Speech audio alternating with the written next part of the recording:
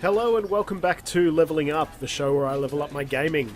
My name is Will and this is another video covering the Stanley Parable from 2011. You can find the other videos in this series right here, but for now, let's get stuck right into it.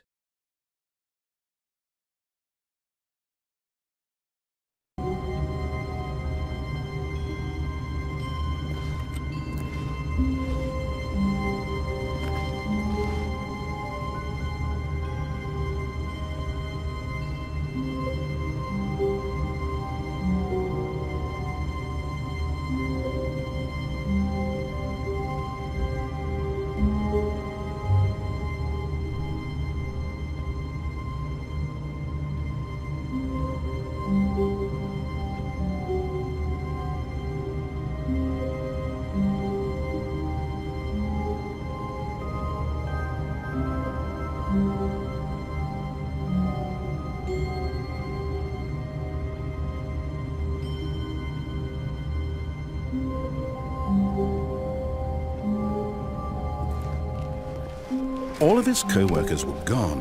What could it mean? Stanley decided to go to the meeting room. Perhaps he had simply missed a memo.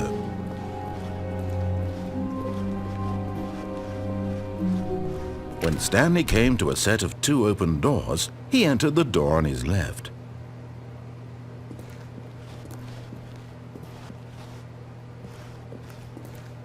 This was not the correct way to the meeting room, and Stanley knew it perfectly well. Perhaps he wanted to stop by the employee lounge first, just to admire it. Ah, yes, truly a room worth admiring. But eager to get back to business, Stanley took the first open door on his left.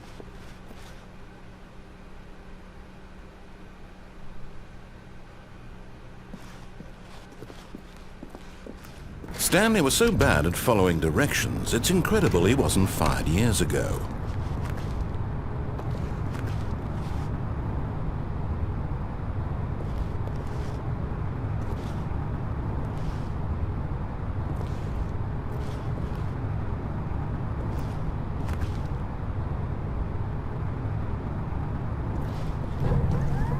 Look, Stanley, I think perhaps we've gotten off on the wrong foot here.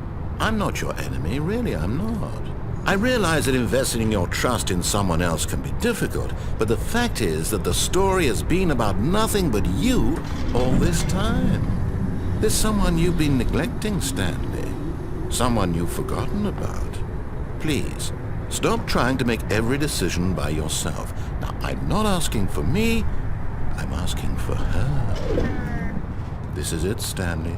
Your chance to redeem yourself, to put your work aside, to let her back into your life.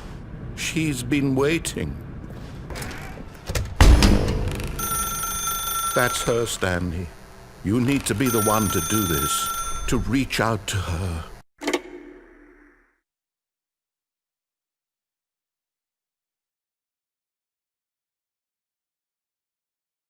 Oh, Stanley, is that you? Hold on, sweetie. Sorry to keep you waiting. I'm just pulling the bread out of the oven. All right. Okay, there we go. All right, now, I want you to come in and tell me all about your day. Gotcha! Oh, come on. Did you actually think you had a loving wife who'd want to commit their life to you? I'm trying to make a point here, Stanley. I'm trying to get you to see something. Come inside. Let me show you what's really going on here.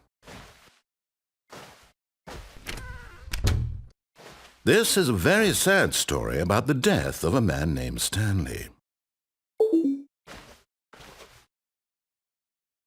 Stanley is quite a boring fellow. He has a job that demands nothing of him, and every button that he pushes is a reminder of the inconsequential nature of his existence. Look at him there, pushing buttons, doing exactly what he's told to do. Now he's pushing a button. Now he's eating lunch. Now he's going home. Now he's coming back to work.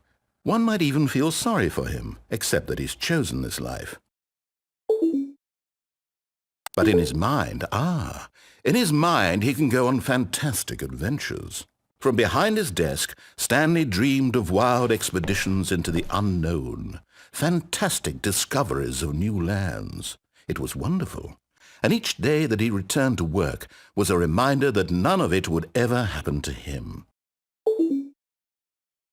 And so he began to fantasize about his own job.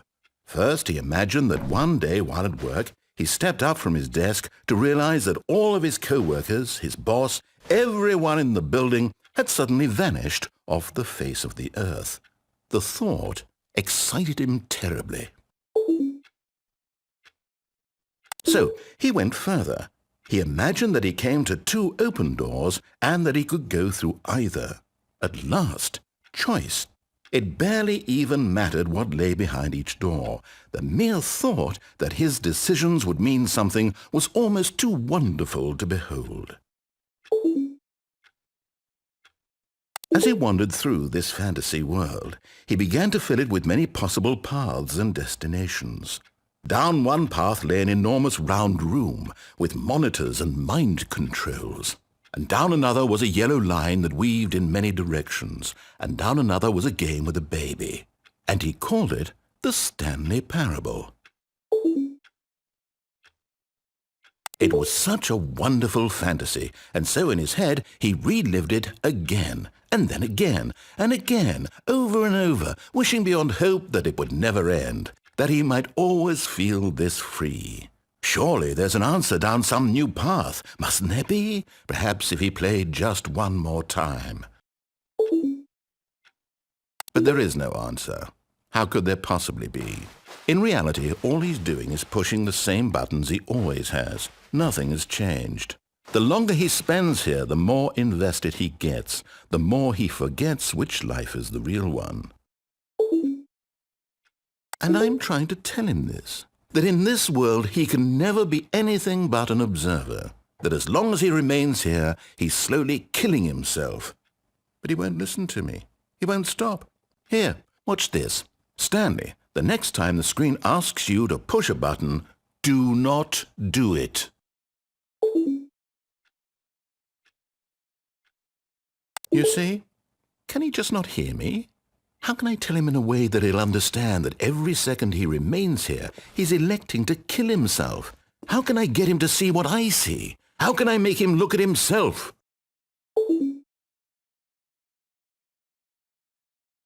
I suppose I can't, not in the way I want him to.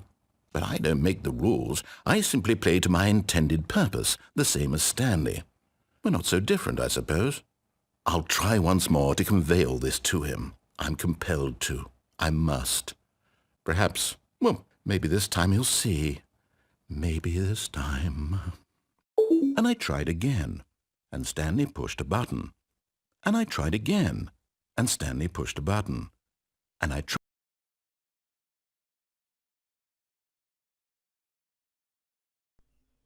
All right, thank you once again for joining me on Leveling Up. That's another one of our Stanley Parable videos. This one, I believe, is called The Wife Ending. So thank you once again for joining us. Don't forget to like this video and subscribe to the channel, and also click on those notifications if you want to be kept up to date on what I'm doing. Thank you very much, and I'll see you next time.